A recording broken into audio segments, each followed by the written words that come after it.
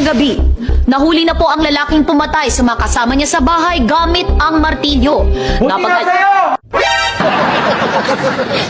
Napag-alaman na ang lalaking ito ay dati na palang may kaso ng pagpatay gamit ang martilyo, kaya siya ay mahaharap sa patong-patong na kaso at pagkakakulong. Yan ang bagay sa'yo, mabulok ka sa kulungan! Hoy! Ang lalaking ito ay di umano'y miyembro ng kinatatakutan na martilyo gang na sangkot sa holdapan ng mga jewelry stores sa mall. Dapat sa'yo, lethal injection eh! Galingan. Excuse me. Sir, kanina pa po kayo humihirit eh. Kilala niyo po ba yung biktima? Hindi po. Hindi po. Yung suspect, kilala niyo po? Ito po, opo. Kapitbahay po namin yung tarantadong yun eh. Bakit po parang galit na galit po kayo sa kanya?